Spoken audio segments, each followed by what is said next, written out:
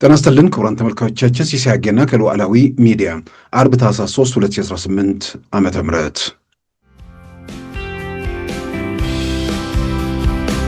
ጠቅላይ ሚኒስትር አብይ ሆሳዕና ላይ ያደረጉት ንግግር ጠላቶቻችንን አንድ በአንድ እንደ ጸጉር ቅማል እንመነጥራለን ምናምን ብለው የተናገሩትን በቃ በስፋት አሰራጭቷል። ጠቅላላ የሚገርመኝ ነገር አነስተኛና ጥቃቅን ቡድኑም ለኔ ነው ይላል።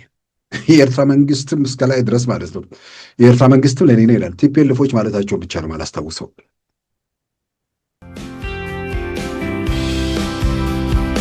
ግን የኤርትራ መንግስት ዲፕሎማቶች ስድብ ሼር ማድረጉ ሲገቡ ምንድነው ምን አይነት ሁኔታ ነው እዚህ ውስጥ የከተታቸው የሚል ትንሽ ግራ መጋባት ውስጥ ገብቼ ነበር። በተለይ ፕሬዝዳንቱ ሳውዲ ባሉበት ወቅት ይሄ ነገር ሲመጣ ሳውዲ ግፊት እያደረገችባቸው ስለሆነ ነው ወይስ ምንድን ነው የሚል በግሌ ግራ የገባኝ ነገር ነበር።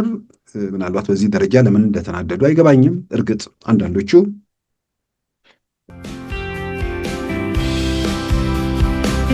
ዲፕሎማሲያዊ ግፊቶችና ጫናዎችን ከማድረግ ያለፈ ኢትዮጵያ ግዛት ውስጥ ገብቶ የኢትዮጵያ ግዛት ውስጥ የሚሰለጥኑ ታጣቂዎች አሉ ብሎ ወደዛ የመሄድ እድሉ በፍላጎት ደረጃ ሊኖር ይችላል። በድርጊት ደረጃ ግን የሚገለጽ አይመስልም። የሚገለጽ ከሆነም ሱዳን በራሷ ላይ ያው በግልጽ ሞት የማወጅ ያህል እንደሆነ የሚያጠራጥር አይመስልም። ምናልባት በዛሬ ፕሮግራማችን በእነዚህና በሌሎች ወቅታዊ ጉዳዮች ላይ ትኩረት አድርገናል። አሁን ወደ ዕለቱ ዜናም እናመራለን። የሱዳን መንግስት በኢትዮጵያ ግዛት ላይ ጦርነት ለመክፈት መዘጋጀቱን አልጀዚራ ዘገበ። የሱዳን የውስጥ ምንጮችን በመጥቀስ አልጀዚራ እንደዘገበው በኢትዮጵያ ግዛት በቤኒሻንጉል ክልል የሱዳን ፈጥኖ ደራሽ ኃይል ማሰልጠኛን በመገንባቱ የሱዳን መንግስት በዚህ ካምፕ ላይ ጥቃት ለመፈጸም አቅዷል። 10 ሺህ ያህል ተዋጊዎችን እንደያዘ የተገለጸውና በኢትዮጵያ ግዛት ይገኛል የተባለው የአርኤስኤፍ ካምፕ በሱዳን ብሉ ናይል ግዛት ድንበር አቅራቢያ እንደሚገኝ የተገለጸ ሲሆን በወታደራዊ ማሰልጠኛ ውጭ ሀገር ቅጥረኞች ጭምር እንዳሉበት የሱዳን መንግስትን ዋቢ በማድረግ አልጀዚራ ዘግቧል። ከ10 ሺህ በላይ ታጣቂዎችን መያዙ በተገለጸው ካምፕ ውስጥ የኢትዮጵያ ጀነራሎች ከሌሎች የውጭ ሀገር መኮንኖች ጋር በመሆን እያስተባበሩ እንደሆነ የሚገልጸው ዘገባ ተዋጊ መኪኖች፣ መድፎችና ሌሎች ወታደራዊ ቁሳቁሶች በኬንያ ሞምባሳና በሶማሌላንድ በርበራ ወደቦች በኩል ተጓጉዘው እዚሁ አርኤስኤፍ ካምፕ እየደረሱ መሆኑም ተመልክቷል። በዚህ መልክ ለአርኤስኤፍ ከደረሱት መሳሪያዎች ድሮኖቹን እየተጠቀመባቸው መሆኑን የሚገልጸው የሱዳን መንግስት አርኤስኤፍ ከኢትዮጵያ መንግስት ጋር የጸጥታ መረጃዎችን እንደሚለዋወጥም አመልክቷል። የደቡብ ሱዳኑ የሱዳን ፒፕል ሊብሬሽን ሙቭመንት አንጃም በዚህ ረገድ ተባባሪ የሆነ መገኘቱን በመዘርዘር የሱዳን መንግስት በካምፑ ላይ ጥቃት ለመሰንዘር ማቀዱን ነው አልጀዚራ የዘገበው። የኢትዮጵያ ኢኮኖሚ በተጨባጭ አመልካቾች እያደገ የዋጋ ግሽበት እየቀነሰ እንዲሁም የመንግስት ገቢ እየጨመረ መምጣቱን ዓለም አቀፉ የገንዘብ ድርጅት አይኤምኤፍ አስታወቀ። በዚህም ግምገማ መነሻነት ለኢትዮጵያ ተጨማሪ ከ1 ቢሊዮን ዶላር በላይ እንዲለቀቅ መወሰኑንም ከትናንት በስቲያ ባወጣው መግለጫ አስታውቋል። በሚስተር አልቫሮ ፓሪስ የተመራው የአይኤምኤፍ የልዑካን ቡድን እንደ አውሮፓውያን አቆጣጠር ከጥቅምት 30 እስከ ህዳር 13 2005 በኢትዮጵያ ቆይታ ያደረገውን ግምገማና በበይነመረብ ከታህሳስ 3 እስከ 5 2005 ያደረገውን ውይይት መነሻ በማድረግ የኢትዮጵያ ኢኮኖሚ በጥሩ ሁኔታ ላይ መገኘቱን መስክሯል። በዚህም እንደ አውሮፓውያን አቆጣጠር ከ2004 አጋማሽ ጀምሮ የኢትዮጵያ ኢኮኖሚ በተጨባጭ አመልካቾች እያደገ መቀጠሉን፣ የውጭ ንግድ ከእጥፍ በላይ መጨመሩን፣ በዚህ ረገድ ወርቅ፣ ኤሌክትሪክና እርሻ ከፍተኛ ሚና እንዳላቸው ዘርዝረዋል። ቡድኑ ባደረገው ጥናት ግሽበት መቀነሱን፣ የመንግስት ገቢ በከፍተኛ ደረጃ እየጨመረ መገኘቱን በመዘርዘር ሀገር በቀል ሪፎርሙ በጥሩ ሁኔታ ውስጥ እንደሚገኝ በመመስከር ተጨማሪ 261 ሚሊዮን ዶላር ለኢትዮጵያ እንዲለቀቅ መወሰኑን አስታውቋል። ለኢትዮጵያ ሀገር በቀል የኢኮኖሚ ማሻሻያ ዓለም አቀፉ የገንዘብ ድርጅት እንደ አውሮፓውያን አቆጣጠር በሐምሌ 2024 3.4 ቢሊዮን ዶላር ለማበደር መወሰኑ ይታወሳል። እስካሁን ሂደቶችን እየገመገመ በአጠቃላይ 2 ቢሊዮን 134 ሚሊዮን ዶላር መልቀቁንም አይኤምኤፍ ከትናንት በስቲያ ባወጣው መግለጫ አመልክቷል። የዓለም አቀፉ የገንዘብ ድርጅት ቡድን በኢትዮጵያ ቆይታው ከገንዘብ ሚኒስትሩ ከአቶ አህመድ ሺዴና ከብሔራዊ ባንክ ገዢው ዶክተር ኢዮብ ተካልኝና ከሌሎች ከፍተኛ ባለስልጣናት ጋር መምከሩን በመግለጽ ለውይይቱ ምስጋናውን አቅርበዋል።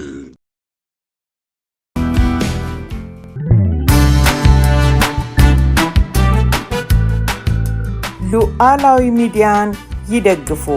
ስራዎቻችንን ለብዙ እንድናደርስ ሰብስክራይብ፣ ሼር፣ ላይክ በማድረግ ሉዓላዊ ሚዲያን ያጠናክሩ። እውነትን እንዘግባለን፣ ኢትዮጵያዊነትን እናቀነቅናለን። መድረኩ ግን ለሁሉም አመለካከት ክፍት መሆኑን እናረጋግጣለን። ሉዓላዊ ሚዲያ።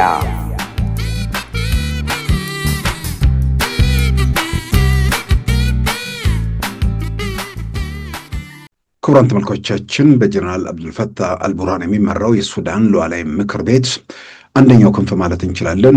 ምክንያቱም የሉዓላዊ ምክር ቤቱ ሌላኛው ክንፍ ወይ ደግሞ ምክትሉ ጀነራል መሐመድ ሐምዳን ዳጋሎ በሌላ በኩል አርኤስኤፍን አደራጅተው ሁለቱም ላለፉት 2 ዓመታት ተኩል ያህል በፍልሚያ ውስጥ መሆናቸው ይታወቃል። ከሚያዚያ 2023 እንደ አውሮፓውያን አቆጣጠር ጀምሮ ማለት ነው። ስለዚህ በሁለቱ ወገኖች መካከል ያለው ጦርነት አሁን ተስባ ኢትዮጵያም እንደገባችበት የሚያመለክት በኢትዮጵያ ግዛት የአርኤስኤፍ ጦር ማሰልጠኛ ሰፊ ማሰልጠኛ ጣቢያ መገንባቱን በዚያ ማሰልጠኛ ላይ የሚገኙት ቅጥረኛ ወታደሮች ከተለያዩ ሀገራት ጭምር መምጣታቸውን ከ10 ሺህ በላይ እንደሚያስተናግድ አጠቃላይ ሎጂስቲክ በኬንያ ሞምባሳና ሱዳን ባለው በሶማሌላንድ በዶራ ወደብ በኩል ወደዛም እንደሚገባ በዛ መልክ ከገቡ መሳሪያዎች ድሮኖቹን አሁንም ስራ ላይ መዋሉን የተመለከተ የሱዳን መንግስት ወይ ደግሞ የሱዳን ሉዓላዊ ምክር ቤት ፕሬዝዳንት አብዱልፈታህ አልቡርሃን የሚመራው አካል ይህንን ለመከላከል ጦርነት ለመክፈት ዝግጅት እያደረገ መሆኑን በአልጀዚራ አረብኛ ላይ የወጣው ዘገባ ነው እንግዲህ በስፋት የተሰራጨው። ምናልባት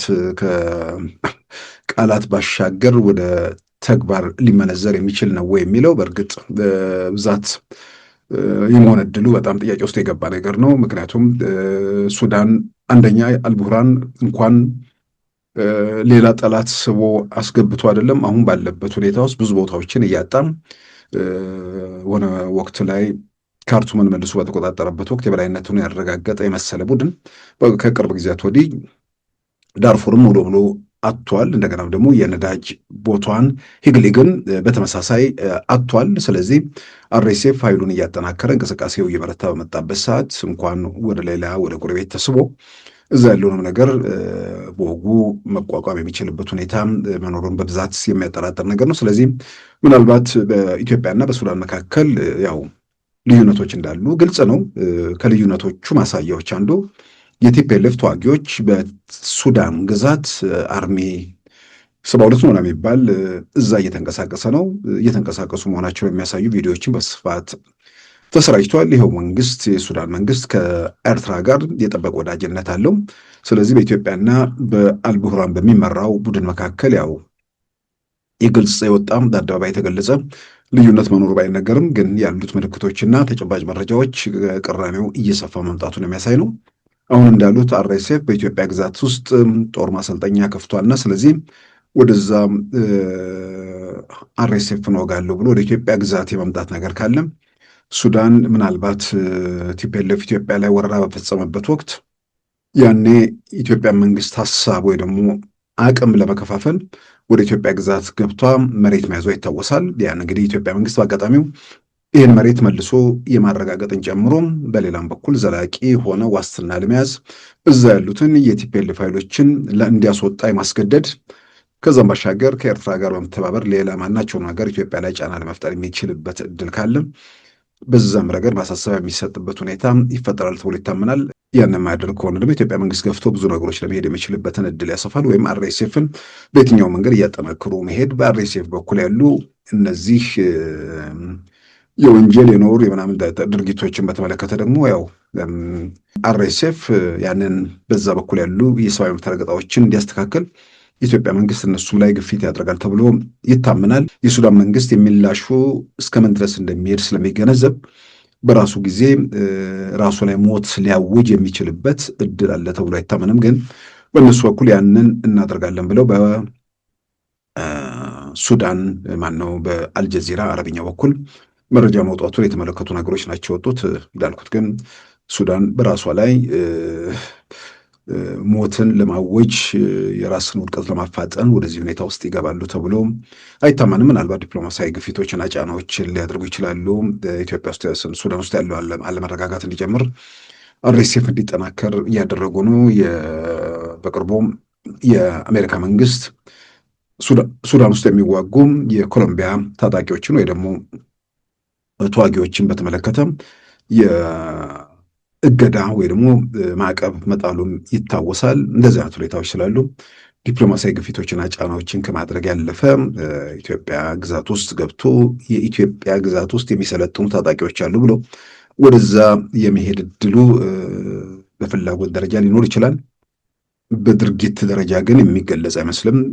የሚገለጽ ከሆነም ሱዳን በራሷ ላይ ያው በግልጽ ሞት የማወጅ ያህል እንደሆነ የሚያጠራጥር አይመስልም። ምናልባትም ሱዳን ውስጥ ያለውን ነገር ለመፍታት በተለያየ መንገድ አሁንም ጥረቶች ቀጥለዋል። የአሜሪካ መንግስትም የራሱን ጥረት እያደረገ ነው። የአካባቢው ሀገራትም ጥረቶች ታይተዋል። ምናልባትም እንደ መፍትሄ ተብሎ የተቀመጡ ነገሮችን በተመለከተ የአልቡርሃንን መንግስት እንደገና የሄሜቲን በኩል ብዙ ተቀባይነት ያገኘው አይደለም። እንደውም አጻራዊ መልኩ ሄሜቲ ወይ ደግሞ መሐመድ ሐምዳን ደጋሎ በተወሰነ ደረጃ ያን ለመቀበል የተወሰነ ምልክት ያሳዩበት ነው። በነዛ በኩል ግን አሻፈረኝ ያሉበት ነው። ሱዳን መፍትሄው ከሁለቱም ጀነራሎች ውጭ የሆነ የሲቪል መንግስት መልሶ የማቋቋም አማራጮች እየታዩ ነው። የቢሳካና አካባቢው ሰላም ቢሆን የሁላችንም ምኞት ነው። ግን የሱዳን መንግስት አድርጓል የሚለው ለውስጥ ፍጆታ ወይ ከመሆን ባሻገር ወይ ደግሞ ሙሉ ለሙሉ ተስፋ መቁረጥ ደረጃ ላይ ከደረሰ በኋላ ጦርነቱን ቀጠናዊ ለማድረግ ይጠቅመኛል ብሎ ካሰበ ምናልባት የዛን ጊዜም ያደርገው ካልሆነ በስተቀር አሁን ባለበት ሁኔታ ውስጥ ተስፋ ካደረገ የሆነ ይህን ነገር ለውጣለሁ መንግስትነቴን እያረጋገጥኩ ሄዳለሁ ካለ ወደዚህ ሁኔታ ውስጥ ይገባል ተብሎ አይታመንም። ከዚሁ ጋር ተያይዞ እንግዲህ የኤርትራው ፕሬዝዳንት አቶ ኢሳያስ አፈወርቂም ወደ ሳዑዲ አረቢያ መጓዛቸው ይታወቃል። በሳዑዲ አረቢያ ቆይታቸው ሳዑዲ አረቢያ በአካባቢው በተለይም በአፍሪካ ቀንድ ሁኔታ ላይ የራሷን ሚና እንድትጫወት ጥሪ ማቅረባቸውን፣ በአባይ ውሃ በቀይ ባህር ጉዳይ ላይም የራሳቸውን ሳዑዲዎች ሚና እንዲጫወቱ የኤርትራው ፕሬዝዳንት የሳዑዲውን ልዑል መጠየቃቸውን የተመለከተ የኤርትራ ማስታወቂያ ሚኒስትር አቶ የማነ በማህበራዊ ገጻቸው አሰራጭቷል። ምናልባትም በቀደሙት ቀናት በሉዓላዊም በኩል የቀረበ ዘገባ ነበር። ሳዑዲ ከዚህ ቀደም በኢትዮጵያና በኤርትራ መካከል 25 ዓመታት ያህል ሰላምም ጦርነትም የሌለበት ምዕራፍ እንዲዘጋ የጠቅላይ ሚኒስትር አብይ መንግስት ወደ ስልጣን ከመጣ በኋላ መፍትሄ ተደርጎ ማለትም ጦርነትም ሰላምም የሌለበት ምዕራፍ እንዲዘጋና የኤርትራና የኢትዮጵያ ወዳጅነት እንዲመለስ ጠቅላይ ሚኒስትር አብይ በራሳቸው በተነሳሽነት ያደረጉትን ጥረት በህግ ለማሰር ወደ ስምምነት ያመሩት በሳውዲ አረቢያ ጅዳ መሆኑ ይታወሳል። ያን ትልቅ ሚና ተጫውታለች ሳውዲ። ያ ስምምነት ከ5 ዓመታት በኋላ ተመልሶ ፈተና ውስጥ ወድቋል። ያንን ነገር ልመልሶ ወደ ሰላም ስምምነቱ ለመመለስ ከዚህ ቀደም ጥረት ማድረጓ ሲገለጽ ነበር። አሁንም ጥረቷን በተለያየ መንገድ እንደቀጠለች ይታመናል። አሁን የኤርትራው ፕሬዝዳንት ወደዛ ያደረጉት ጉዞ በተወሰነ ደረጃ የዛ ምልክት ወይ ደግሞ የዛ ነጸብራቅ እንደሆነ እርሳቸውም በንግግራቸው ላይ በዛ ዙሪያ ያነሷቸው ነጥቦች ከእርሳቸው ይልቅ የሳውዲ ፍላጎትም ያ እንደሆነ ይታመናል። ምናልባትም በኤርትራ መንግስት ጥያቄ በኤርትራ መንግስት ፍላጎት ሳውዲ እዚህ ሂደት ውስጥ ገባች የሚል መልእክት ለማስተላለፍ ይሁን ግልጽ አይደለም። ዞሮ ዞሮ የሳውዲ አረቢያ ይህ ሁኔታ ወደ ኤርትራ ፕሬዝዳንት ወደዛ ከመጓዛቸውም አስቀድሞ ከወራት በፊት ጥረት ማድረጓና በኢትዮጵያ በኩል ፈቃደኝነት መኖሩ በኤርትራ በኩል አሻፈረኝ መባሏን በዚሁ መድረክ ላይ ዘግበናል። አሁን ምናልባት ሳውዲዎቹ ሁኔታዎችን ግፊት እያደረጉ ወደዚህኛው ምዕራፍ ተመቶ ከሆነ በጣም የሚያበረታታ ነገር ነው። በንግግር በውይይት ነገሮች የሚያልቁበት ምዕራፍ ላይ ማንም ጤነኛ ሰው የሚደግፈውና የሚመኘው ያንን ነው። ግን በመሀል ያልገባኝና ትልቅ ግራ መጋባት ውስጥ የገባሁት ፕሬዝዳንት ኢሳያስ ወደ ሳውዲ ከሄዱ በኋላ ድንገት የኤርትራ ዲፕሎማቶች ገጾች ላይ በተለያየ መንገድ የሚወጡ ጽሁፎችና ሼር የሚያደርጉትን ነገር ሳይ ምን ተፈጠረ ብዬ በግሌ ግራ ገባኝ። ኢትዮጵያ ውስጥ ስድብ አሁን የፖለቲካ ክርክር አይደለም፣ የሀሳብ ክርክር አይደለም። ብስጭታቸውና ስሜታቸውን መቆጣጠር ያልቻሉ ሁሉ ኢትዮጵያ ውስጥ በምኞት እንጂ በተግባር የሚለወጥ ነገር እንደሌለ ያረጋገጠ ሁሉ ወደ ተራ ዘለፋና ስድብ ለሚናገሩትም ለሚያምነቡትም ለማንም የማይመጥኑ ነገሮች በማህበራዊ ሚዲያ ላይ እንትን ሲሉ ያው የፈለገ ይመጠነኛል ያለ ይሰማል፣ ይከተላል። ግን የኤርትራ መንግስት ዲፕሎማቶች ስድብ ሼር ማድረጉ ሲገቡ ምንድን ነው ምን አይነት ሁኔታ ነው እዚህ ውስጥ የከተታቸው የሚል ትንሽ ግራ መጋባት ውስጥ ገብቼ ነበር። በተለይ ፕሬዚዳንቱ ሳውዲ ባሉበት ወቅት ይሄ ነገር ሲመጣ ሳውዲ ግፊት እያደረገችባቸው ስለሆነ ነው ወይስ ምንድን ነው የሚል በግሌ ግራ የገባኝ ነገር ነበር። ምናልባት በዚህ ደረጃ ለምን እንደተናደዱ አይገባኝም። እርግጥ አንዳንዶቹ ከዛ በፊት ያሉትን ነገሮች ሳይ ጠቅላይ ሚኒስትር አብይ ሆሳዕና ላይ ያደረጉት ንግግር ጠላቶቻችንን አንድ በአንድ እንደ ፀጉር ቅማል እንመነጥራለን ምናምን ብለው የተናገሩትን በቃ በስፋት አሰራጭቷል። ጠቅላላ የሚገርመኝ ነገር አነስተኛና ጥቃቅን ቡድኑም ለእኔ ነው ይላል። የኤርትራ መንግስትም እስከ ላይ ድረስ ማለት ነው። የኤርትራ መንግስትም ለእኔ ነው ይላል። ቲፒኤልፎች ማለታቸውን ብቻ ነው የማላስታውሰው። ጠላቶቻችን ተባለ፣ የኢትዮጵያ ጠላቶች ተባለ። የኢትዮጵያ ጠላቶች የኢትዮጵያ ጠላት ነኝ ብለህ አንድ ሰው ከደመደመ የኢትዮጵያ ጠላት ሁልጊዜም የኢትዮጵያውያን የኢትዮጵያ የሀገሪቱ ጠላት የሆነና ራሱን በዛ ደረጃ ያጨ ወይ ደግሞ የገለጸ ሰው ጠቅላይ ሚኒስትር አብይ አሉም አላሉም የኢትዮጵያ መንግስትም ሆነ ኢትዮጵያንም ጠላትን ማስተናገድ የሚችሉበት ሁኔታ የለም። የኢትዮጵያ ጠላት ማለት ኢትዮጵያ እንደ ሀገር እንዳትቀጥል፣ ኢትዮጵያ እንደ ሀገር እንዳትለማ፣ እንዳታድግ፣ እንድትቆረቁዝ የሚደረግ የትኛውም አይነት እንቅስቃሴ ማለት ነው። ስለዚህ ኢትዮጵያንም ሆነ የኢትዮጵያ መንግስት እንዲህ አይነቱን ነገር ስለማይሸከም ስለማይቀበል የጊዜው ምን ጥያቄ ያለው ይመነጠራሉ የሚለው በደንብ ይመነጠራሉ። ስለዚህ የመጀመሪያው እነዚህ ሰዎች የኢትዮጵያ ጠላት ነን ብለው ራሳቸው መደምደም የለባቸውም። ከሆኑ ያው የግድ ነው፣ ማይመምት ወደኋላ የማይባልበት ነገር ነው። የትኛው መንግስት ማድረግ ያለበት በሀገሩ በግዛቱ በዜጎቹ ደህንነት ላይ አደጋ የደቀነን የትኛውንም ነገር የማስወገድ ከስጋትና ከአደጋ ውጭ የማድረግ ኃላፊነት ስላለበት ያንም ማድረጉ የሚጠበቅ ነገር ነው። ስለዚህ የገረመኝ ጠቅላይ ሚኒስትር አብይ ሆሳዕና ላይ ያደረጉት ንግግር በዚህ ደረጃ እኔ ከምሬ ነው የምለው። ያው በአንድ መድረክ ላይ ንግግር አደረጉ። ያ ንግግር ግን ቀጥሎ የሆነ በሚቀጥለው ቀን የሆነ መዓት ይመጣብን የሚል በዚህ ደረጃ መረበሽና ስጋት ውስጥ መውዳቅ በግል አይገባኝም። ወይስ መረጃ አይተው ነው? ምልክቶች አይተው ነው ወይ? ይህንን በተወሰነ ደረጃ የራሳቸው መለሳለች። ግን ዞሮ ዞሮ ኢትዮጵያንም ሰላም ይፈልጋሉ። ኢትዮጵያንም የተረጋጋ ሁኔታ እንዲቀጥል ይፈልጋሉ። ሰላም ይፈልጋሉ፣ የተረጋጋ ሁኔታ እንዲቀጥል ይፈልጋሉ ማለት የኢትዮጵያ መንግስት ወደ ግጭት ወደ ጦርነት ውስጥ ሳይገባ ሰላም እንዲረጋገጥ ማለት ነው። ስለዚህ የኢትዮጵያ መንግስት ወደ ግጭት ወደ ጦርነት ውስጥ ሳይገባ ሰላምን ለማረጋገጥ ለኤርትራ መንግስት በአደባባይ ጥሪ አድርጓል። ለሸምጋዮችም በአደባባይ ጥሪ አድርጓል። እንነጋገር ነው። ይሄን አድርጉልኝ፣ ይሄን ካላደረጋችሁልኝ ይሄን አላደርግም፣ ወይ ደግሞ ይሄን ካላደረጋችሁ ጦርነት አውጃለሁ የሚል መግለጫ በየትኛውም አጋጣሚና ሁኔታ አልሰማንም። እንነጋገር ነው። አስመራ የኔ ነው የሚል መንግስትስ ቢሆን መነጋገር ምንድን ነው የሚጎዳ? አይደለም በንግግር ያንተ አይደለም ብሎ ከዛ በኋላ ለመስማማት ነው። ስለዚህ በንግግር በውይይት ችግሮችን ለመፍታት የኢትዮጵያ መንግስት በአደባባይ ጥሪ አድርጓል። ለጥሪው ምላሽ የነፈገው የኤርትራ መንግስት ነው። ደጋግመን እንደምንለው የኢትዮጵያ መንግስት ባህር በር ጥያቄ ያነሳ ወይ ደግሞ ወደ ምንድን ነው የባህር ኃይል ጉዳይ እያነሳ ነው እኮ። የባህር ኃይልም የባህር በርም የትኛውንም አይነት ጥያቄ ተነጋግሮ መሄድ በሚቻልበት ርቀት ላይ መስማማት ከተቻለ መስማማት ነው። ከዛ በኋላ ካልተስማሙ በኋላ በዛ ጉዳይ ላይ የኢትዮጵያ መንግስት ይህን አድርጓል፣ በዚህ ጉዳይ ላይ አልተስማማን። መነጋገር ማንን ነው የሚጎዳው? በመነጋገር ምንድን ነው የሚታጣው? በመነጋገር የሚገኘው እንጂ የሚታጣው ነገር ብዙ የለም።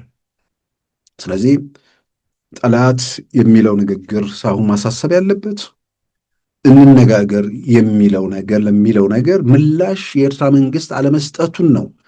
ኤርትራውያንም ሌሎችም መቆጨት ያለባቸው። ለምንድን ነው ወደ ጦርነት የምንሳበው? ለምንድን ነው ወደ ግጭት የሚወስዱ መንገዶች ላይ የምንራመደው የሚለው እሱ ላይ ተገቢ ጥያቄ ማንሳት እንጂ እንነጋገር የሚል ጥሪ ማቅረብ ብቻ አይደለም፣ እንነጋገር የሚለውን ሸምጋዮችም ጭምር እንዲገቡበት እየጠየቀ ያለ መንግስት ነው እና ይህንን በተለይ በኤርትራ መንግስት ደጋፊዎች በኩል ቆም ብለው የኤርትራ መንግስት በንግግር እንዲያመን፣ በውይይት እንዲያመን የተፈረካከሰው ቲፒኤልኤፍን አዝሎትም ጠግኖትም ምንም አድርጎ ህይወት ስር ሊዘራበት ትንፋሽ ሊቀጥልበት እንደማይችል በዛ በኩል ኢትዮጵያ ላይ ለማስረበሽ የሚደረግ ጥረት ካለ የሚረበሽ ነገር የለም። ረባሾቹ አንድ በአንድ ወደ መስመር እየገቡ ነው። የቀረውም ከዚህ በላይ ማህበራዊ ሚዲያ ላይ ይንፈራፈራል እንጂ መሬት ላይ በተጨባጭ የሚለውጠው የሚያመጣው ነገር እንደሌለ ማንም ኢትዮጵያዊ አይኑን ገልጦ የሚያየው የሚገነዘበው እውነታ ነው። ስለዚህ ኢትዮጵያ መንግስት አስገድዶ ጦርነት ውስጥ ወይ ደግሞ የሆነ ቀውስ ውስጥ እያቆየን ከዛ በኋላ ከኢትዮጵያ ጋር ያለ በነገራችን ላይ መንግስት መለወጥ ኤርትራኖች ያምናሉ። የኤርትራ መንግስት የአይነት ስሜት ወይ ደግሞ ፍላጎት አለው ብዬ አላምንም። ማለት መንግስት መለወጥ ስል የጠቅላይ ሚኒስትር መንግስት የመለወጥ ፍላጎት የለውም ስል የጠቅላይ ሚኒስትር አብይ መንግስት እንዲወርቅ አይፈልግም ማለት አይደለም። የጠቅላይ ሚኒስትር አብይ መንግስት የመጨረሻው የኢትዮጵያ መንግስት እንዲሆን ይፈልጋሉ ማለት ነው። ከቀናቸው ከሆነላቸው። ምክንያቱም ለአንዴና ለመጨረሻ ከኢትዮጵያ ጋር ያሉ ነገሮች ሁሉንም ነገር ከሰጣቸው ቲፒኤልኤፍ ጋርም መስማማት አልቻሉም። ቅርቃር ውስጥ ከገቡበት አዘቅት አውጥቶ ከተባበሩት መንግስታት ጫናን ሌላውን ነገር ሁሉ ፈቶ በደብዳቤ ጭምር የተባበሩት መንግስታት ኢትዮጵያ ኤርትራ ላይ ጫነውን የጉዞ ማዕቀብ፣ የጦር መሳሪያ ማዕቀብ፣ አጠቃላይ ማዕቀቦች እንዲነሳ ያደረገውና በሰላም ስምምነት አብሮ የተጓዘው የኢትዮጵያ መንግስት ጋርም መስማማት ካልቻሉ ከቲፒኤልኤፍ ጋር ከፈራረሱት ቲፒኤልኤፍ ጋር ሊስማሙ አይችሉም። ከአነስተኛና ጥቃቅን ቡድኖች ጋር ሊስማሙ አይችሉም። ከማንም ጋር ሊስማሙ ስለማይችሉ እንደ መፍትሄ እና እንደ መውጫ አድርገው ወይ ደግሞ ዘላቂ መሄጃ አድርገው የሚያምኑት የኢትዮጵያ ውስጥ መንግስት አልባ ሁኔታ መቀጠሉን ነው። የጦር አበጋዞች መፈንጫ፣ የሽፍቶች መጫወቻ የምትሆን ሀገር መመኘት ነው። ያ ለእነሱ ብዙ የተመቸ ሁኔታ ይፈጥራል ማለት አይደለም።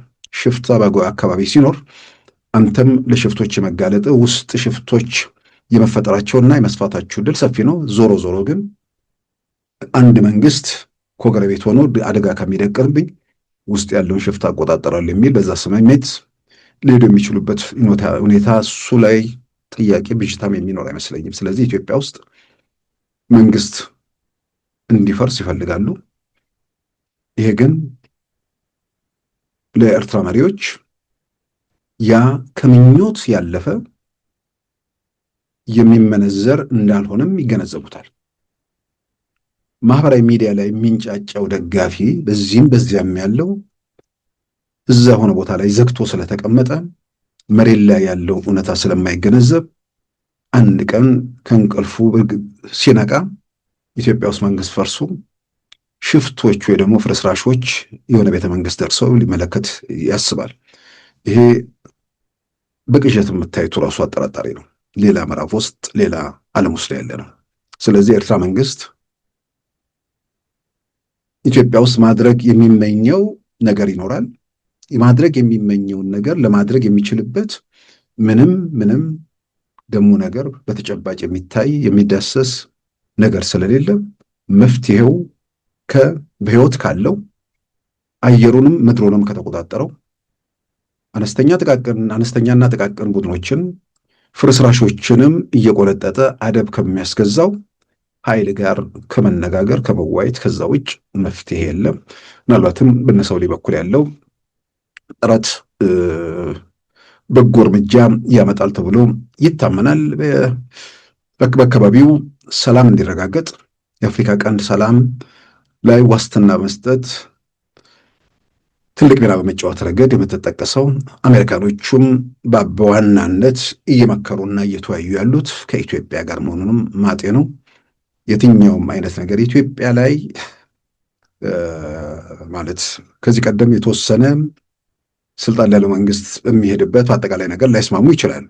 አሁን ባለው ተጨባጭ ሁኔታ ግን በአካባቢው ላይ ከኢትዮጵያ መንግስት የተሻለ አካባቢውን ምንድነው ቀውሱን ለማለዝ ለመቆጣጠር የሚችል ኃይል እንደሌለም ተገንዝበው ያው በቀደሙት ቀናት የአፍሪካ እዝ አዛዥ ጀነራል አንደርሰን፣ የአሜሪካው የውጭ ጉዳይ ሚኒስትር ማይክ ሮቢዮ ከጠቅላይ ሚኒስትር አብይ እንዲሁም ከኢትዮጵያ ጦር ኃይሎች ጠቅላይ ኤታማዦር ሹም ፊልድ ማርሻል ብርሃኑ ጁላ ጋር ያደረጓቸው ውይይቶችና በውይይቶቻቸውም የጋራ ስጋት ከኢትዮጵያ ጋር የጋራ ስጋት ሁላችንም አለብን፣ በጋራ ተባብረን በአፍሪካ ቀንድ ሰላም መሰረትን ለመጣል እንሰራለን የሚለው የአደባባይ መግለጫ ነው እና የአደባባይ መግለጫ አንድ ካርተር የተባሉ የአሜሪካ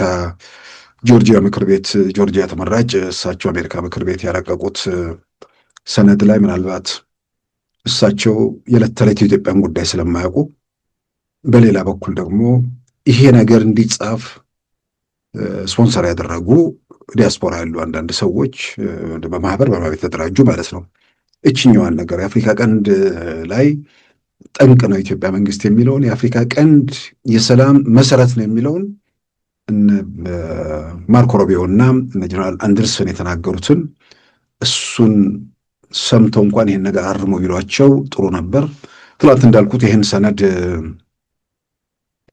ሰሞኑን ያጫጩታል ብዬ እንደተናገርኩት ከዛ በፊት መቼም አላዩትም መሰለኝ። ከትላንት ጀምሮ እያየው ነው። ለጨዋታው ድምቀት እንዲመች ሰብአዊ መብት ምናምን የሚባለው ሁሌ ስለተባለ የኢትዮጵያ ኦርቶዶክስ ጉዳይ በአሜሪካ ምክር ቤት ቀረበ የሚል ዜናዎች ምናምን እያየው ነው። የኢትዮጵያ ኦርቶዶክስ ጉዳይ ከዛ ከተዘረዘሩት ውስጥ አንድ መስመር ነው። በዛ መልክ አይደለም። 3 መሰረታዊ ጉዳዮች ትናንትን በዝርዝር አንስተነዋል።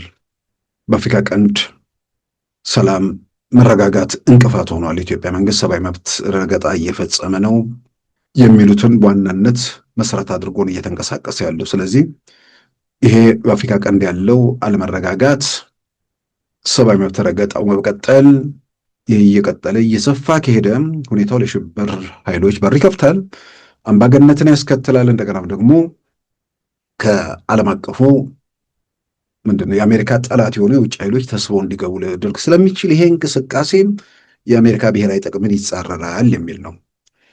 ሁለቱ የአፍሪካ ቀንድ መረጋጋት ጠንቅ ሲሆን የአሜሪካን ብሔራዊ ጥቅም ይጻረራል፣ አብረው የተያዙ ነገሮች ናቸው። ስለዚህ የአፍሪካ ቀንድ ጠንቅ ሳይሆን የአፍሪካ ቀንድ የሰላም ዋስትና መሆኑን አሜሪካኖቹ ስለ ኢትዮጵያ ጉዳያቸው የሆኑ በዋናነት በአስፈጻሚው አካል ውስጥ ያሉ ሰዎች የተናገሩትን መሰረት አድርጎ ለ1-2 ቀን ዜና ለጨዋታው ድምቀት ይጠቅም ካልሆነ በስተቀር ምክር ቤት ውስጥም ከንዑስ ኮሚቴ አልፎ ለውይይት እንኳን ማቅረቡ ጥያቄ ውስጥ የገባ ተጨባጭነት የሌለው እርባና ቢስ ሰነድ ነው ብቻ ሳይሆን በዛ ሰነድ ላይ ቢሳካላቸው ሰዎቹ የጠየቁት እዛ ላይ የተዘረዘሩት ሰብአዊ መብት ረገጣ የሚባሉት ነገሮች በተጨባጭ በማስረጃ ከተደገፉ የኢትዮጵያ መንግስት በጉዳዩ ላይ ያሉ ባለስልጣናት የጉዞ ማዕቀብ የምናምን ይደረግባቸው፣ ሀብታቸው ፍሪዝ ይደረግ ነው። ያ ሁሉ ምኞት ነው።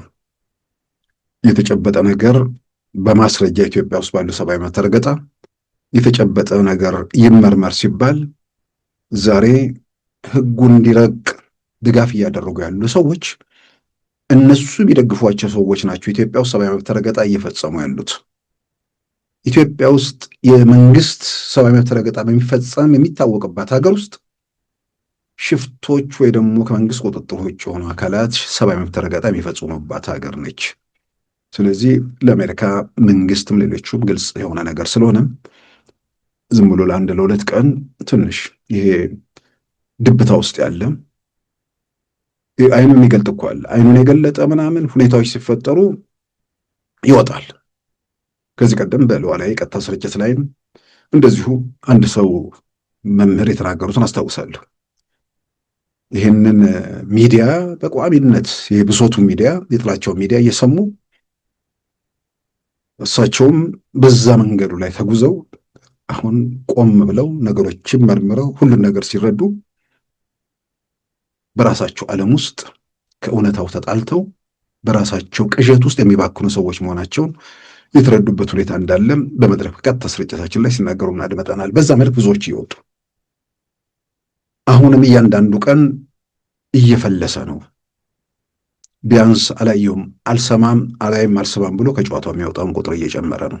ስለዚህ ይሄንን ለማቆም ይሄንን ከእንደዚህ አይነት ሁኔታ ውስጥ ለመግታት በሚል እንዲህ አይነት የምክር ቤት ምናምን አሜሪካ ምክር ቤት የኢትዮጵያ ጉዳይ ቀረበ የሚለው የኢትዮጵያ ኦርቶዶክስ ጉዳይ ምክር ቤቱ ላይ ተወያዩበት የሚለው እሱ ለጨዋታው ድምቀትና የተወሰኑ ቀናት ሰዎችን ይዞ ለመቆየት ይጠቅማል። ግን ምናልባት በቅንነት በዚህ በቤተ ክርስቲያኒቱ ዙሪያ ያሉ ሃይማኖት አባቶች እውነት ለመናገር ዋናዎቹ ኃላፊነት የሚሰማቸው ሃይማኖት አባቶች እዚህ አይነት ጣጣ ውስጥ ጥንቅጥ ውስጥ የሉ።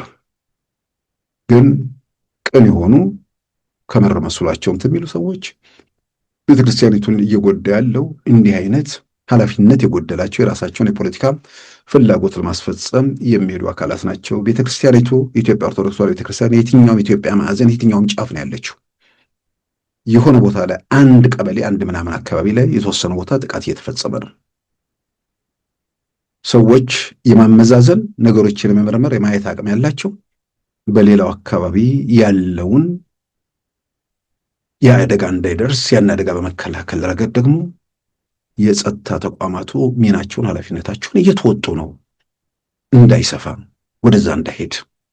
በሌላም በኩል ንጹሃኑ በሚገደሉበት ቦታ ላይ የወረዳም የቀበሌም የፖሊስ ባለስልጣናትም እየተገደሉ ነው እንታደጋለን በሚል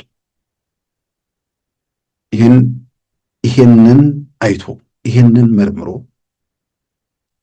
ዋጋ ለሚከፍሉትም እውቅና ሰጥቶ ሽፍቶቹ ከእንዲህ አይነት ድርጊታቸው እንዲታቀቡ የሚገድሉበትን ምክንያት የማሳጣቱ ስራ ቀላል እኮ ነገር ነው። የሽግግር መንግስት ወይ ደግሞ የመዋጮ መንግስት በጋራ የሚጠይቁት ኃይሎች ቀላል ነገር ነው። ኦሮሚያ ውስጥ እየጨፈጨፈ ያለው የኦሮሞ ነጻነት ሰራዊት የሚባል አረመኔ ቡድን አይደለ? እነዚህ ሰዎች ከምር ጉዳዩ የሚያሳስባቸው የሚያስጨንቃቸው ይሄ ነገር እንዲቆም የሚፈልጉ ከሆነ ለእናቶ ዳውድና ለእናቶ ጀዋር ጥሪ ማቅረብ ነው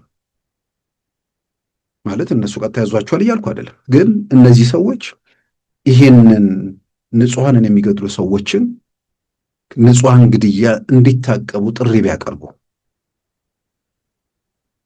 በዚህ መልክ የሚመጣ የሚለወጥ ነገር የለም ባሏሉበት በማያውቁት ጉዳይ ንጹሐንን አትጨፍጭፉ የሚል ጥሪ እንዲያደርጉ ለነሱ ግፊት ቢያደርጉ ለአሜሪካ ምክር ቤት ሰነዱን ከሚያቀርቡት በላይ ትርጉም አለው። ከዚህ ጋር ተያይዞ በትላንትናው ዕለት ከትላንት በስቲያም ከዚህ ከዶቼ ቬለ ጀርመን ድምፅ ሬዲዮ ጋር ተያዘም እገዳ ከዚህ ቀደም መጣሉን በተመለከተ እገዳ የጣለበት መንገድ ትክክል አይደለም በሚል በግሌ ማስተያየት ሰጥቼ ነበር።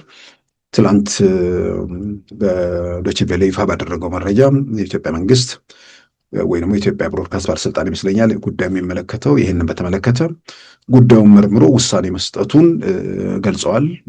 ከሪፖርተሮቹ ከ9 ያህል 7ቱ ወደ ስራቸው እንዲመለሱ፣ 2ቱ ደግሞ በቋሚነት ከሂደቱ እንዲወጡ ማለት በቋሚነት እንዲታገዱ መደረጉን ተገልጿል። እንግዲህ ይሄ ቢያንስ ዘገባዎቹን ተመልክቶ መርምሮ ከዛ በኋላ የደረሰበት ነው። በጥቅል መደረጉ በምንም መመዘኛ ተቀባይነት አልነበረውም።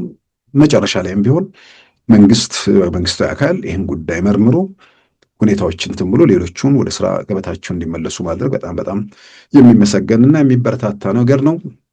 ሌላው ህዝባዊ ወያኔ ሓርነት ትግራይ ህወሓት ያው ስብሰባ የማያልቅበት ቡድን ምናልባት ቲፒኤልኤፍ ይመስለኛል። በየቦታው ስብሰባው በየጊዜው ነው።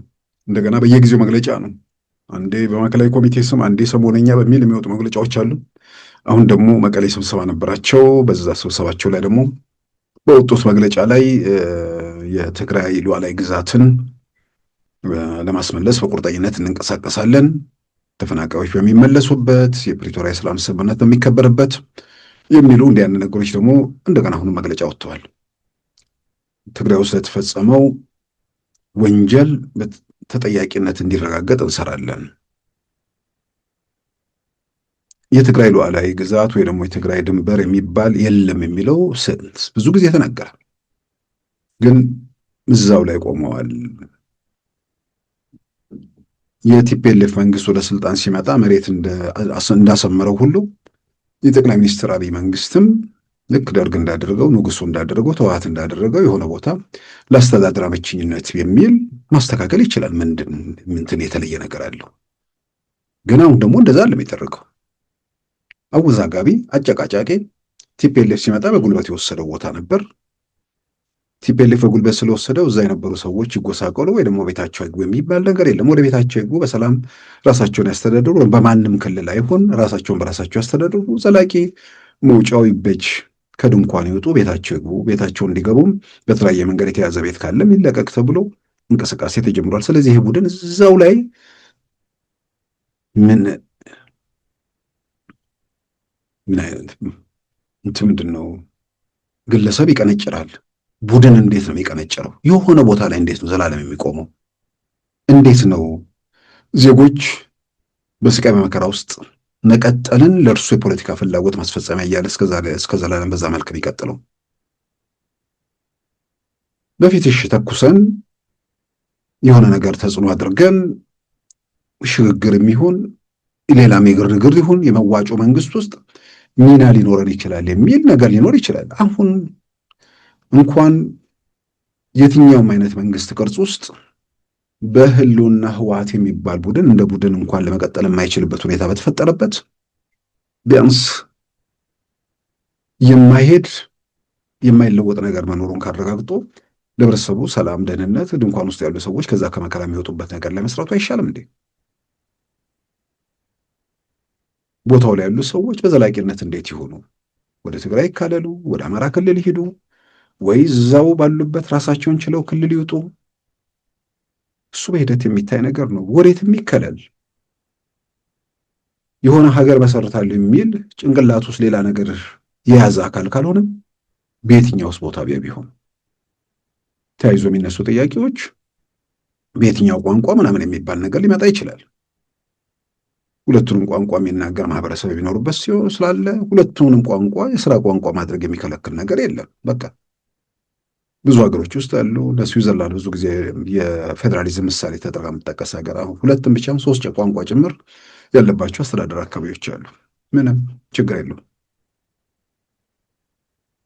ዶክተር ደብረጽዮንና ኩባንያው ካልመራው የሚባል ነገር ዶክተር ደብረጽዮንና ኩባንያው ያንን ምድር ሲኦል ያደረጉባቸው ሰዎች አሉ። እነርሱ ስማቸው ሲሰማ የሚያማቸው ሰዎች አሉ፣ የሚርገፈገፉ አሉ። ወልቃይት አይደለም ሩቅ ጫፍ ሆነው ስማቸውን ሲሰሙ የሚያማቸው ሰዎች አሉ። እና በማናቸውም ሁኔታ ቲፒኤልኤፍ እዛ ምድር ላይ ሊመለስ የሚችልበት ሁኔታ የለም። ይሄ ጥያቄ ውስጥ የሚገባ ነገር አይመስለኝም። የቲፒኤልኤፍ አስተዳደር ማለት ነው። ራሳቸው ሰዎች እዛ ያሉ የድሮ ህወሓት አባላት የሆኑ አይሆኑ ግን እዛ ነዋሪ የሆኑ ሰዎች ራሳቸውን በራሳቸው ማስተዳደር ይችላሉ ከሌሎች ወንድሞቻቸው ጋር ነው። ስለዚህ ይህን በተመለከተ ዘላለም ደጋግሞ ማላዘን ምን ይጠቅማል? በፊት ለመተኮስ ሰበብ ሊሆን ይችላል። አሁን ግን መተኮስ አይቻልም። ፊውዙን ስትነቅለው ላይ ለአንዴና ለመጨረሻ ጊዜ ትሄዳለህ። ከዛ ውጭ የፕሪቶሪያ ስምምነት ትጥቅ አልፈታም ብሎ ተፈናቃዮችን አልመልስም ብሎ እዛ እንትን ውስጥ ቅርቃር ውስጥ ያስገባው ራሱ ቲፒኤልኤፍ ነው።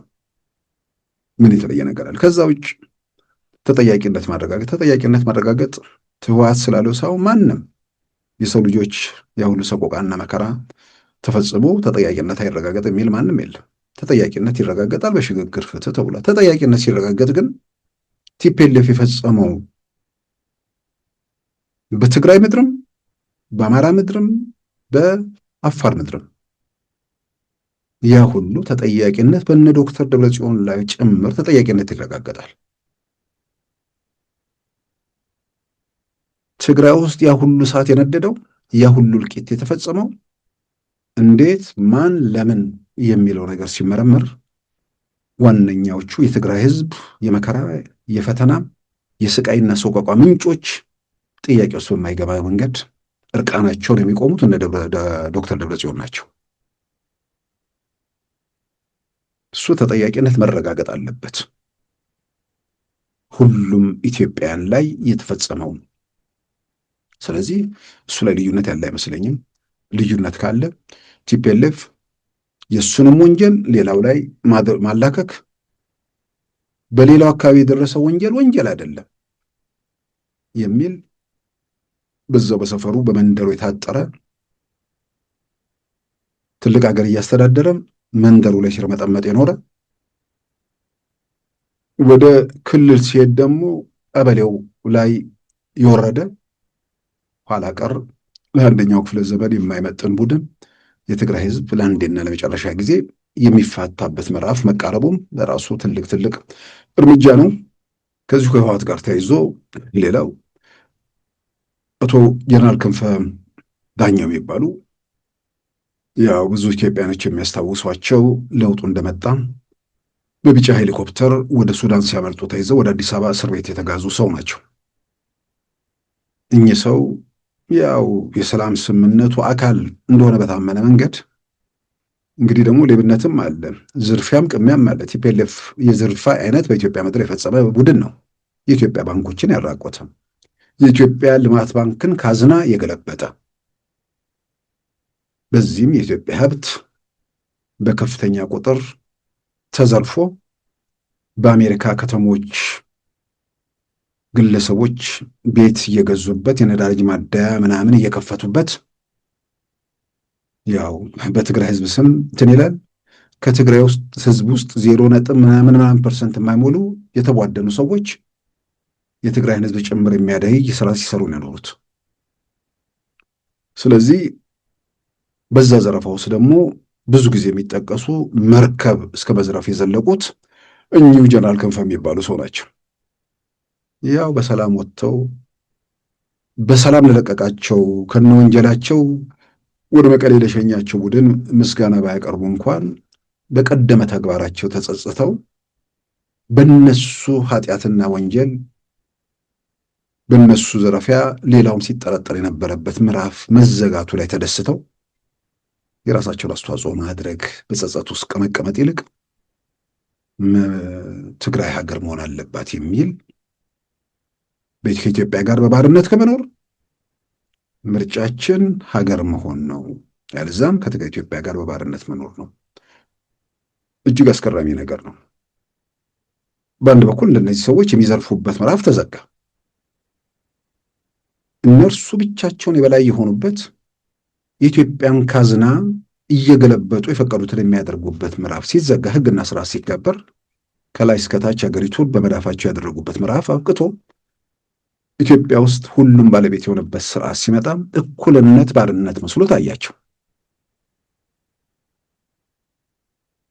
የበላይ ሆነው በሚዘርፉበት በሚቀሙበት ሰዓት የትግራይ ህዝብ ከነድህነቱ ከነጉስቁልናው እነሱ ግን በሀብትም ላይ ሀብት እየጨመሩ ተንሳፎ የነበሩበት ምዕራፍ ነበር።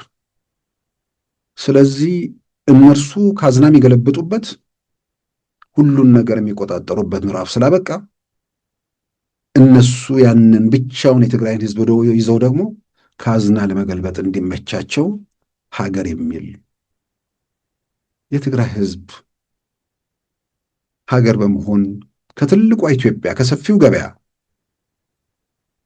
በየትኛውም ጫፍ ተበትኖ በባለቤትነት ከሚኖርበት ሀገር ወደ አንድ ክልል በመሰብሰብ የትግራይ ህዝብ ምንድን ነው የሚጠቀመው? ቀማኞቹ ለብቻው የትግራይን ህዝብ ያገኙትና እንደ ልማዳቸው ለመዝረፍ ይመቻል። መርከብ ባይኖርም የተሰየ ምንድነው ያለውን ካዝና ምናምን ሊገለብጡ ይችላሉ። ሌባ ለአመሉ ምናምን እንደሚባለው ማለት ነው፣ የተገኘውን ነገር። ስለዚህ እንደዚህ አይነት ሰዎች ከጸጸት ከቁጭት ህዝብ ላይ መከራ መዓት መጣ ከዚህ ምዕራፍ እንዴት እንውጣ ብሎ እንትን ከማለት ይልቅ ሌብነት ለምን ቀረብን፣ ዝርፊያ ለምን ቆመ፣ ስለዚህ የትግራይን ለብቻ እንዝረፋት፣ ያንን ደግሞ ለማድረግ ከበላይ የሚያዘን የሚቆጣጠረን አካል የሌለበት ብቻውን ሀገር የሚል ነገር ስንመሰርት ነው። ሀገር ምስረታ ውስጥ የትኛው ነው ድንበሩ? እዛ ጋር የሚፈጠረው ነገር ምንድን ነው? ይሄ ሁሉ ያሳስባቸው። ይህን ለማሰብም ጊዜ የላቸው። በቃ አይናቸው ሲገለጥ የሚታያቸው ፊታቸው ላይ አይናቸው ላይ የሚንከባለለው የዘረፋ ሱሳቸው ገንዘብ ዶላር ምናምን ሲንት ሲል ነው። ያኔ በኪክባክ ምናምን የሚያገኙት ማለት ነው። ስለዚህ ያ ካልሆነ የሚያስብ ሰው የመከራ መንገድ ህዝቤ ለሚለው ሊያስብ አይችልም። የስቃይ የሰቆቃ መንገድን ሊመኝ አይችልም። ይሄ ዝም ብሎ ያልበሰለው ምናምን ወጠጤው በስሜት የሚናገረው አለ። እነዚህ ደግሞ እድሜ የጠገቡ ሰዎች እርግጥ ጥቅም የጋረዳቸው ደግሞ ሰዎች እነሱም በዛ መልክ የሚያደርጉት ነገር እነዚህን ሰዎች እረፉ፣ ከዚህ ነውራችሁ ታቀቡ ብሎ ብቻ ሳይሆን የሌብነት ታሪካቸውንም ዶሴያቸውንም እያወጡ ማዝረክረኩ በብዙ መልኩ አንደበታቸውን ለመዝጋትም በብዙ እንትኖችን ለማስተካከልም ይጠቅማል ብዬ አምናለሁ። ሌላው የዓለም አቀፉ የገንዘብ ድርጅት አይኤምኤፍ ኢትዮጵያን በተመለከተ ትናንት መግለጫ አውጥቷል። ያው ያ መግለጫ ምናልባት ኢትዮጵያ ውስጥ ስለ ኢኮኖሚ ስለምናምን የሚያወሩ ሰዎችም ኢትዮጵያ ውስጥ ግሽበት፣ የኑሮ ውድነት ምናምን መኖሩ ጥያቄ ውስጥ የሚገባ ነገር አይደለም። ግን የሚሰሩ ስራዎች ደግሞ በጊዜ ሂደት ከደዚህ አይነት ሁኔታ ውስጥ እንደምንወጣ የሚያሳዩ ናቸው። ምናልባት የኢትዮጵያ መንግስት የገንዘብ ሚኒስቴር የሚሰጠን ዳታ አይደለም። ዓለም አቀፉ የገንዘብ ድርጅት ድረገጹ ላይ ያወጣው ከኢትዮጵያ መንግስት ጋር በዚህ በሪፎርሙ ሳቢያ የጀመሩትን ነገር ወደ 3.4 ቢሊዮን ዶላር መድበው በየጊዜው እየገመገሙ ገንዘብ እየለቀቁ አሁን ከ2.1 ቢሊዮን ዶላር በላይ የሚለቀቅበት ምዕራፍ ውስጥ ተገብቷል። ማለት እየተለቀቀ በአሁኑ ወደ 261 ሚሊዮን ዶላር ለመልቀቅ በኢትዮጵያ ገንዘብ ሚኒስቴርና በስታፎቹ መካከል በአይኤምኤፍ ስታፍ መካከል ስምምነት ላይ ደርሷል። ቦርዱ ካጸደቀው 261 ሚሊዮን ዶላሩ ይለቀቃል። ያንን ለማድረግ ሪፎርሙ በቀና ጎዳና ላይ እየሄደ ነው። ምርት እየጨመረ ነው። ኤክስፖርት እየጨመረ ነው። ግሽበት እየቀነሰ ነው። ይህንን ገምግመናል ብሎ ዓለም አቀፉ የገንዘብ ድርጅት በድረገጹ ላይ አውጥቷል።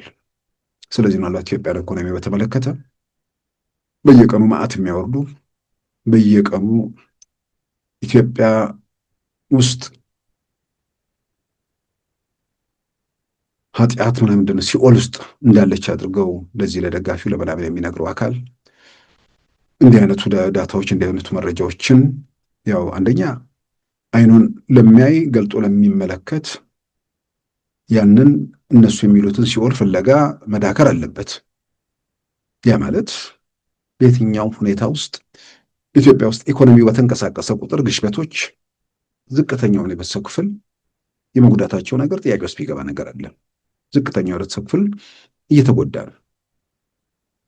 ግን ሰዎች መሳሳት የሌለባቸው ይሄኛውን መደቆስ ወይ ደግሞ ዝቅተኛ የህብረተሰብ ክፍል የሚጎዳበትን ነገር ለማቆም ወይ ደግሞ ለማስተካከል ኢኮኖሚው እየበለጠ እያደገ እየተረጋጋ ሁኔታ እየተፈጠረ መሄዱ ነው። ይሄ ሁኔታ እንዲባባስ በዚህም በዚያ ያለው ሽፍታ ለዛ ለቀውሱ አስተዋጽኦ አድርጓል። ከምንም በላይ በኢትዮጵያ ምድር ግዙፍ ጦርነት የከፈተው ህወሓት የኢትዮጵያ ኢኮኖሚ እንዲንኮታኮት ከፍተኛ ሚና ተጫውቷል። ያ ለግሽበቱ ለኑሮ ውድነቱ ትልቅ አስተዋጽኦ አድርጓል። ኢኮኖሚው እየተንቀሳቀሰ ባለበት ሁኔታ ውስጥ ያው ብዙ ገንዘብ ወደ ገበያ ይወጣል። ብዙ ገንዘብ ወደ ገበያ ሲወጣ ትንሽ ገንዘብ ወይ ደግሞ ገበያቸው ቋሚ የሆኑ ሰዎች የመጎዳት እድላቸው ደግሞ ሰፊ መሆኑ ባለሙያዎች የሚገልጹት ነገር አለ። ስለዚህ ከእንዲህ አይነት ሁኔታ ውስጥ ለመውጣት ኢኮኖሚው በተረጋጋ ሁኔታ መቀጠሉ፣ ሙሉ ትኩረት ወደ ሰላም ላይ ማድረጉ፣ አነስተኛና ጥቃቅን ቡድንም ይሁን ሌሎቹ ከዚህ አይነት ነገር ውስጥ ወጥተው ሰላምን አረጋግጦ የሚደረጉ ጉዞዎች ሰው ዝቅተኛውን የህብረተሰብ ክፍል ለማገዝ ለመደጎም ያሉ እድሎችን ያሰፋዋል። ይሄ ጥያቄ ውስጥ የሚገባ ነገር አለም። ከዛ ውጭ አንዳንዴ ያው ሰው በኑሮ በምናምን ጫና በየቀኑ ተስፋ የሚሰጧቸው ሰዎች አሉ። በጣም በእርግጠኝነት የትኛውን የተረጋጋው መንግስት እየሄደ ያለው መንግስት ሰላሙ ምናምን እየታወቀ በቀጠለ ቁጥር ኑሮው ሁኔታ እየባሰ ነው የሚሄደው። ይህ ስለ መንግስት መቀየር ምናምን አይደለም። አስበው መንግስት መቀየር የሚባል ነገር በሆነ ተአምር ቢሳካ ከዛ በኋላ ስለ ኑሮ ውድነት ማውራቱ አይደለም። ከዛ በኋላ ስለ መኖር አለመኖር ከዛ በኋላ ስለ ፖሊስ ጣቢያ፣ ስለ ቀበሌ ጽሕፈት ቤት፣ ስለ ምናምን አይደለም። በየሰፈር የተደራጀ ታጣቂ በህይወት በኑሮ ላይ የሚወስንበት ሀገሩ የጎበዝ አለቃ መፈንጫ የሚሆንበት ምዕራፍ ውስጥ ነው የምንገባው። ይህንን በኃላፊነት ስሜት ማየቱ መመርመሩ ለማንም ይጠቅማል። ትልቁ ነገር ዝቅተኛውን የህብረተሰብ ክፍል ታሳቢ ያደረጉ የሀገሪቱ ኢኮኖሚ በየትኛውም ወይ በድጎማ ወይ በሆነ መንገድ ያንን ማድረግ የሚቻልበት ሁኔታ ለምሳሌ ተማሪዎች ምገባ፣ እንዲሁም ደግሞ በተለያየ ቦታ የሚደረገው ምገባ አይነት ዝቅተኛውን የህብረተሰብ ክፍል ደግሞ ወይ በገንዘብ መደገፍ መደጎም የሚቻልባቸው ሁኔታዎች አሉ ወይ? እንዲህ አይነት ነገርን በተመለከተ መንግስት መፍትሄ አማራጮች ላይ እሱ ነገር ማየቱ ብዙ ነገሮች ምክንያቱ ኢኮኖሚ እየተረጋጋ እያደገ በሄደ ቁጥር ሌሎችን ለመደጎም ያለው እድል ያን ያህል ብዙ ላይከብድ ይችላል ተብሎ ይታመናል። ስለዚህ እኩል ድህነቱ አንዱ ላይ እየሰፋ ሌላው ደግሞ ወደ ላይ ከመጠን በላይ የሚመነደግበትን ነገር እሱን ባላንስ ለመፍጠር የሚደረጉ ነገሮች ይኖራሉ ተብሎ ይታመናል። መውጫው ያ ብቻ ነው። ከዛ ውጭ የትኛውም ግጭት የትኛውም ቀውስ ነገሩን ያበሰዋል። የትኛውም ግጭት የትኛውም ቀውስ ኢትዮጵያ ውስጥ ያለውን መንግስት ከመንበሩ ቅንጣት ታክል ግማሽ ኢንች አይነቀንቀውም። ይልቁንም ግን በዝቅተኛው የህብረተሰብ ክፍሎች ላይ በሌላው መከር ያለውን በኢኮኖሚ ለመደጎም ወይ ደግሞ ለመርዳት ወይ ደግሞ ግሽበቶችን ለመቆጣጠር ያለውን እድል ያበላሻል እንጂ የሚለውጠው ነገር አለመኖሩንም ይህን በደንብ ሰዎች እንዲያስተውሉ እንዲመረምሩ በየአጋጣሚ ማሳሰቡ ተገቢ ነው። መንግስትም ደግሞ እሱ በኩል ኃላፊነቱ እንዲወጣም ማስገንዘቡ ይበልጥ አስፈላጊ ይመስለኛል። ክቡራን ተመልካቾቻችን የዛሬ አርብ ታኅሳስ 3 2018 ፕሮግራማችን በዚሁ ተጠናቋል። ጤና ይስጥልኝ።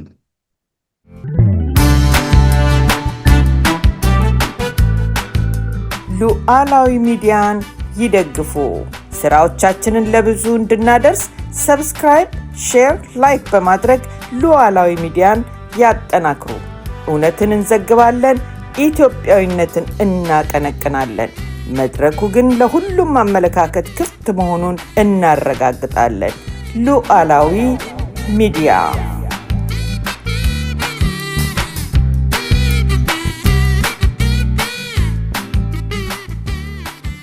የዛሬ አርብ ታኅሳስ 3 2018 ፕሮግራማችን በዚሁ ተጠናቋል።